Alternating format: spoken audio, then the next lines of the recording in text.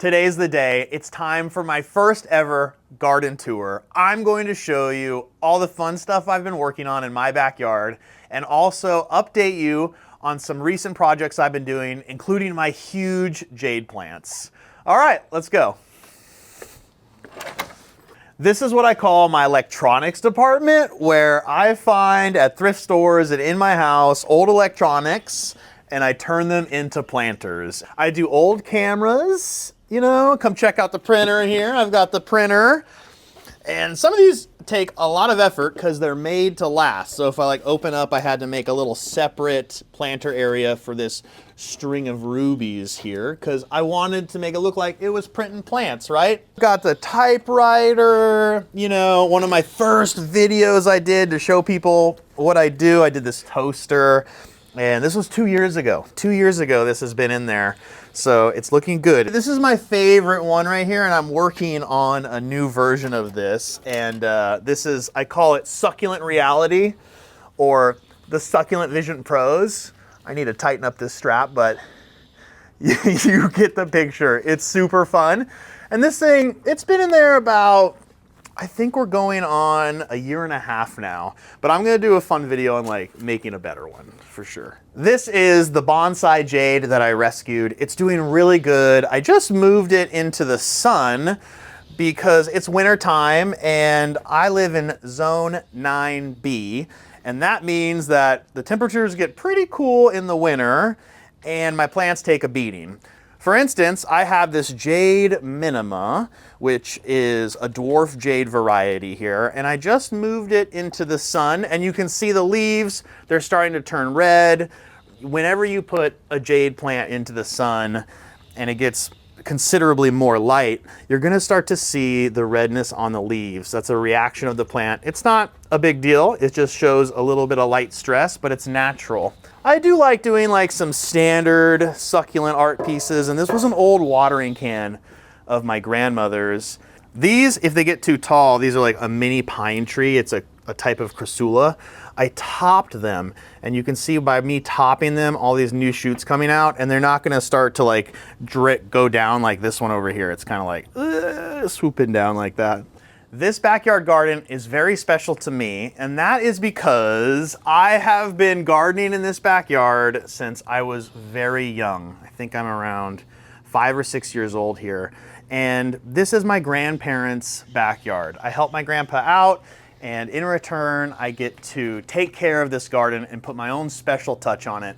But what's really cool is since my family's been here for so long, we have some awesome, like I call them heirloom plants. This is a weeping blue spruce, I think, or a weeping Atlas cedar. You can let me know in the comments if you know better. And my grandma planted this when my parents got married. It's called the wedding tree.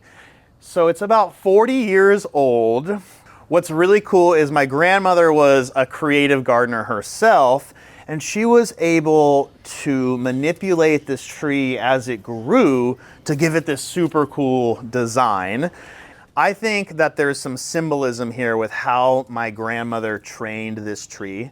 You know, it's almost like a windy road, and you know, relationships, marriage, life in general, there's so many twists and turns.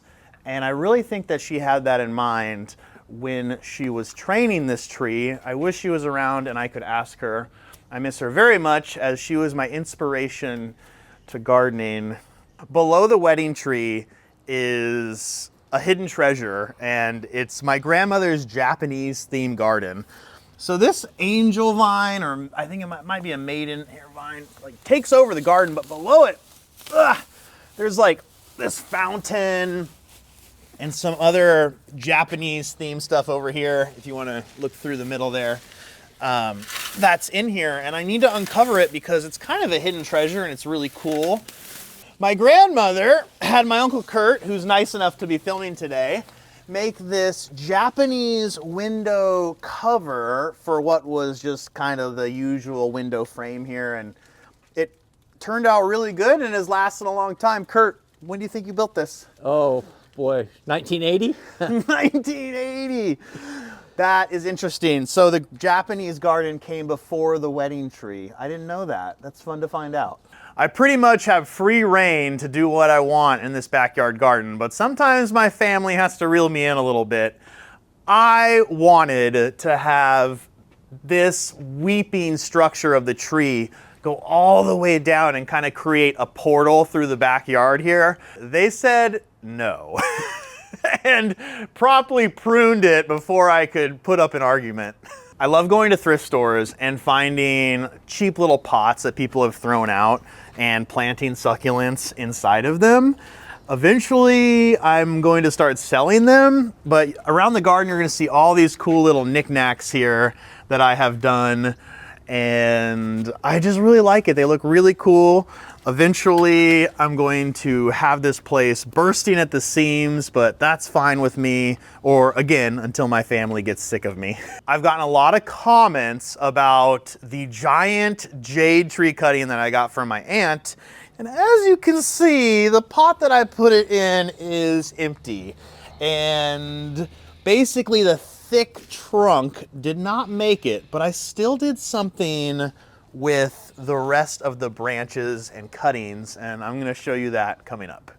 This giant jade plant cutting was, I believe, the only failure I've had propagating a jade, but I know where I went wrong. And what happened was my soil medium was too thick and not well draining enough, and I overwatered it. And even though I'd let it callus for a very long time, the issue is that it's still rotted at the bottom. Because if you don't have well drained enough soil and you keep a fresh cutting wet for too long, that's just the perfect conditions for rot. This is my supervisor, my assistant, my co-gardener, Andy. He is on my hip all the time. You might have seen him in a couple of my videos.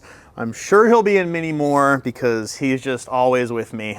I got a handful of really good Facebook market scores when it comes to plants, and this was one of them. This is a really nice arrangement of these tree aeoniums with these stone crops. It's been getting cold, it's winter. My plants are getting a beating, but this for $40 in a wine barrel, whoops, broke that off. That's great, but you know what's nice? Put that baby right there, boop, it'll go.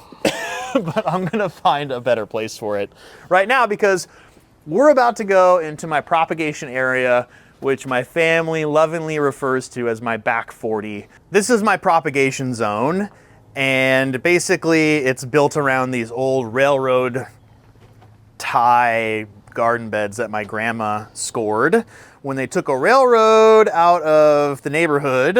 I cleaned it out about a couple weeks ago, but usually I would just take plants like this one, dig a little hole, shove it in there. I'm gonna get it in there better later, but that's kind of the vibe. Everything in here I've just kind of shoved in there, and then I have all of these little plants I've been buying to plant in those pots and containers I buy at thrift stores. I buy a lot of them online, and then these trays right here and one of the trays over there, these are actually cuttings from my own personal collection. And I'm slacking. I gotta do these too. Sometimes I run out of time, but you can see I've got some little, I think they're donkey tail guys here that I need to plant. I like to buy new plants online. It's an addicting hobby. It's my vice, and I think it's a good vice to be able to just buy plants. I spend all my money on plants. This is the orange tree. In my neighborhood, we have a lot of these orange trees. They were like a really popular tree that was planted during this era that my grandparents owned the house, and they built this one, and there's some tasty oranges that I pretty much grab one a day, and sometimes I'll grab them in between gardening. It's like a good break and a good snack, you know? So good.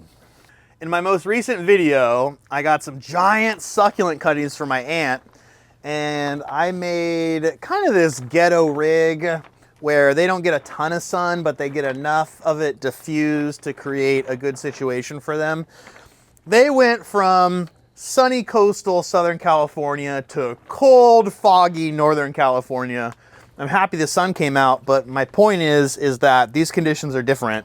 It's gonna take them a little while to really get rooted and settled in. Come on in, Curtis, the weather is warm in here. Oh. And that's another thing is I wanted to get warmth because the warmer temperatures are better for propagating. And then look, I've got all these other little projects that, like these agaves I need to propagate. These jade cuttings I need to propagate. And then I'm kind of slacking, but I'll like collect leaves, and all these will eventually turn into new succulents and shoot roots out. This back 40 area is also where I keep and do my creative planter projects for the most part. And I got some fun stuff that I'm saving, like this toilet planter I'm going to do. It used to be a coffee cup. Nom nom nom. I like to do all these little animals. These animals, like animal heads, like I'll put plants inside the head of an animal. You know, some normal like cool pots where I know that the plants will pop when I put them in there. I've been collecting a lot because my goal is to eventually start my own little boutique plant nursery, and I hope to do that sometime this year. Just to show you a couple ways that I'm really cheap, propping up this greenhouse material is this old rusty shovel, and it's sitting in an old dresser that I turned into a raised garden bed. And then over here, same deal. I've got this old metal rake holding it up, but it seems to be working. We'll see what happens when the next heavy rain or wind gusts come through here. I just got this amazing plant. It is like a crawler of an elephant bush, I think. Correct me if I'm wrong in the comments. Got it for $25. I'm so excited. I'm gonna put it in a creative planter. That's gonna be super cool, but sometimes I'm like, look, it's my hair. This is the lemon tree. I don't think we've ever pruned it, and it puts out a ton of lemons that I can't give away fast enough. I also, over here, I have some giant cactus cuttings that I am letting dry out for a long period of time. And so I'm going to be planting these pretty soon and making a little video. I mean, look at this thing. It's like just as tall as me. I'm not just a full-on succulent guy. I do a lot of vegetable gardening. These are my hoop houses and my raised garden beds that I actually put in here about 10 years ago. They're still holding up strong. Originally, my plan was to do a winter garden, but I just have not had the time. But you can see I went with this weedless mat here, and eventually this area will get more sun also in the summertime, and that's when it's more ideal to plant things in this veggie garden here. One of my biggest transplants was this tree aeonium that I rescued out of an alley. I planted it into this cement mixer, and it has been in here now for almost a couple years. It's doing really good, and the whole point of this was to kind of pour out of there. That was always my goal. I actually had a guy that owned a cement company inquire about buying it, and I might sell them to him. We'll see. I'm pretty attached to it though. Curtis, do you remember this thing? Yes.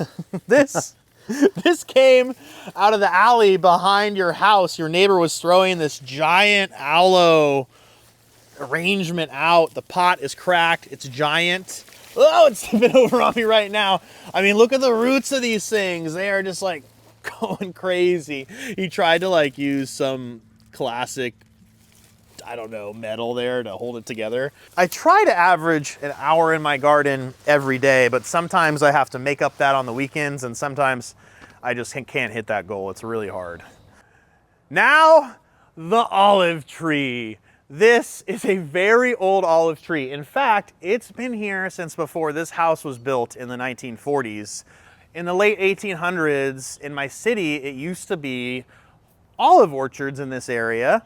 And if you go around the neighborhood, you can still see some of these olive trees that are well over 100 years old. We used to harvest the olives off of this tree. We stopped doing it because at some point I got on the big ladder to get up there, and this tree is really high, and it fell over. Oh boy. While I was on it. And I was that year. Yeah, I can tell you what, I was pale. Luckily I escaped without any major injury, which was good. This is my grandmother's rose garden, and it's winter time right now, so it's time for me to trim it back. I'm a little bit late doing that, but after my grandmother passed, my grandpa turned it into a memorial for her. So if you come check it out over here, Kurt, he you know, put in this statue, I believe. He had a lot of free time after my grandma passed. And then down here, I'll just pick it up. I don't think it's too sacred. He made a Les plus G. My grandparents were married for over 60 years and lived in this house since the early 70s. And so it's very special to me. And now that I take care of my grandfather, you know, I try to do my best to think about what my grandmother would do and how he would do it, because he doesn't garden as much anymore. When you get into your 90s, it's hard, man, it's hard. There used to be a diving board right here, but I broke it, and my family is never gonna let me live that one down. But after I broke it, my grandmother started adding pots to this area and putting various plants in there. And I've been adding plants in here. It needs a little bit of a facelift, but something that's really cool that's going on right now is this death bloom. And this is, I believe, a purple people eater agave. And it's starting to death bloom where they're monocarpic. And what that means is when they come to the end of their life, they shoot out super tall, crazy looking, what people think is like a stem. But if you come a little bit closer, you'll see there's these little future flowers. And what happens is these flowers are going to open up, and they're yellow, they're very pretty. I've had a couple of these do this. And then once the flower dies off, new little plants, pups or bulbuses, I forget the term, oops, they will start to form, which is super rad. So basically I'll have 1, 2, 3, 4, 5, 6, a bunch of new plants from this, and I give them away or maybe sell them in the future, we'll see. Or maybe find some more toasters to put them in. Yeah, I'll find some more toasters or crazy stuff. We'll see. I'll have to drag you down to the thrift store with me someday and we can dream together. Yeah, I'll bring my pickup. Yeah. I mentioned before in previous videos that this jade tree was my first ever succulent that I got as a small cutting from my aunt about 15 years ago. So the tree itself is about 20 years old. And because it's the winter time, it's taking a beating. I mean, check this out right here. I'm gonna shake it and you're gonna see some leaves fall.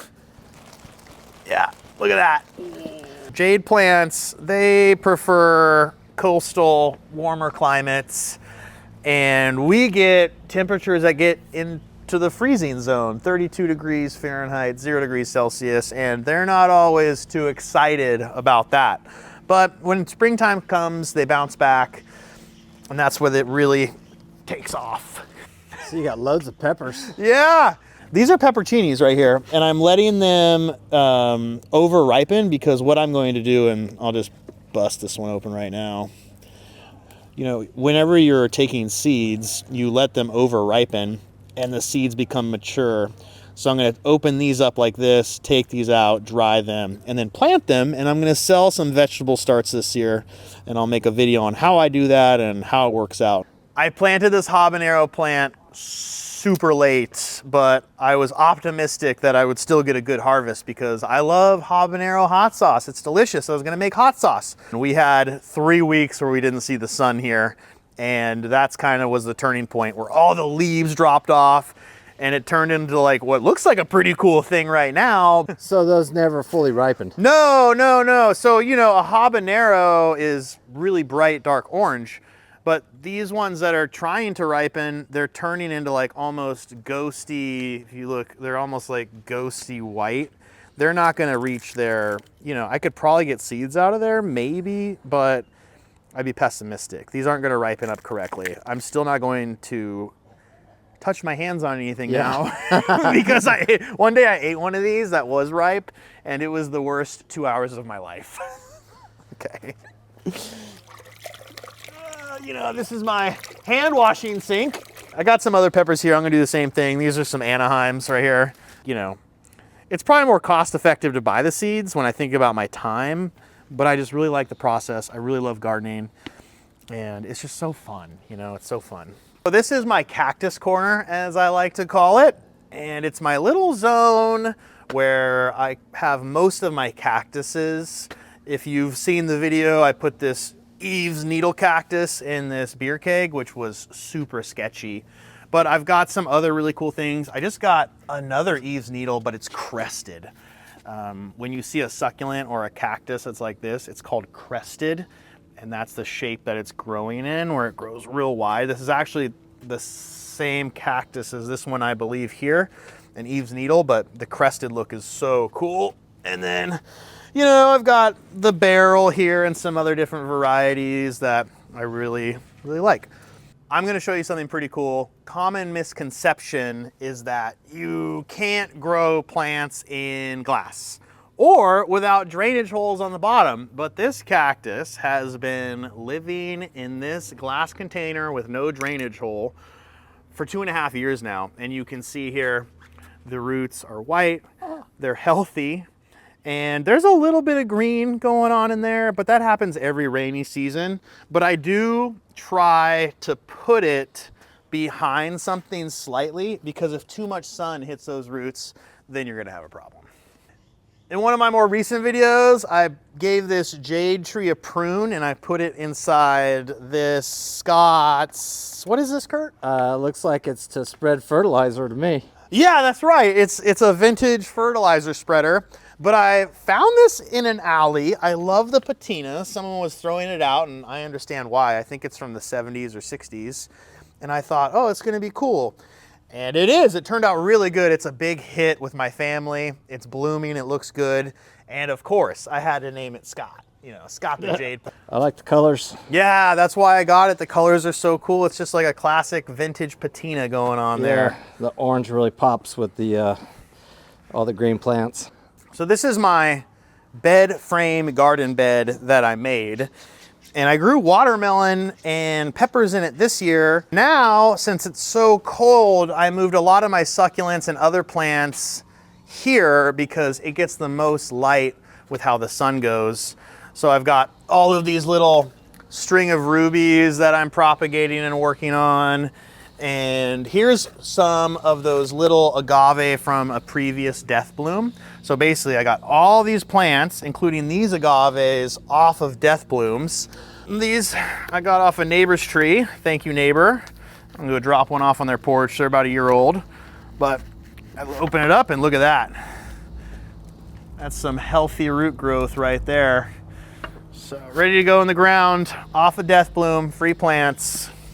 I mentioned earlier that I was going to show you what happened to that giant jade plant I got from my aunt. And well, I cut it up and I propagated it so it will live on. We had filmed this yesterday, but we had some technical difficulties. So you can see I've got all these different jade plants here that came off of that giant jade. All of these small cuttings, they're obviously all rooted by now. Roots are shooting out of there. This one's gonna be one of my favorites. It was one of the bigger branches, and it's gonna end up turning into a cool bonsai, a jade plant like no other, that's for sure. And as you can see, I'm always propagating jade plants. These are from the bonsai I saved. I've got a ton of aeoniums here, and all these different propagation projects that I'm working on. I'm constantly propagating, constantly collecting new plants. Got some skinny finger jades here. I've got a whole bunch of stuff. You'll notice I got a dead tree here that's not in the ground anymore. And that's because my grandfather had these crepe myrtle trees. They all died when we had a serious drought and we couldn't water for a while. Kurt, you might remember that. And it sucked. But my grandpa's not a fan of change, so I've kept them, and this one finally fell over. The year before last, I grew green beans up it, which was super fun. And then this year, I grew vine tomatoes up the trees and trellis, so I had a bit of a tomato tree going on.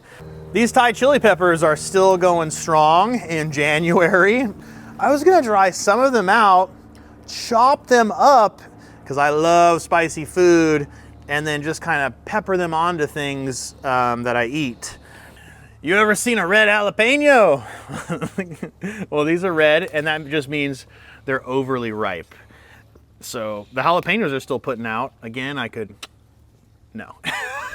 Not gonna do that, not gonna do that. I just got this cool new aeonium from my local community college ag department, and it's variegated. It's some kind of like variegated aeonium. It's got these cool purple stripes down the middle. This is one of my favorite plants in the whole garden, and it's actually a tree. It's a Granny Smith apple tree that my grandmother planted, and you'll notice it's growing sideways, and that's because she utilized the espalier technique, which really condenses the tree, and she did it because she didn't like this ugly wall. And now it's a really cool apple tree. But she passed away around 10 years ago, and no one had taken care of this tree, and it didn't put out a lot of apples because my grandpa kept pruning it incorrectly. Last year, I decided to figure out how to prune this tree correctly, and it's a Granny Smith apple tree, and I ended up getting, I think, over 200 apples off this. I stopped counting at 200. I filled up a bunch of 5-gallon buckets, and they store really well, so I still got some.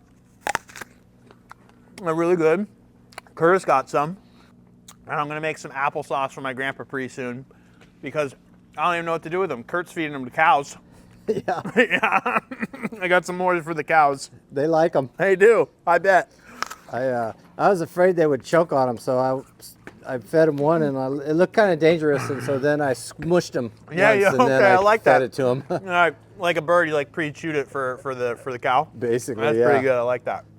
This is a jade tree I got from my mom. This one goes by Shrek or Ogre Ear because if you come over here, you can see it has these thick leaves as opposed to a hobbit or a golem. These are thick. And also you'll notice, again, wintertime, taking its toll on this plant. So I could shake it probably. Oops.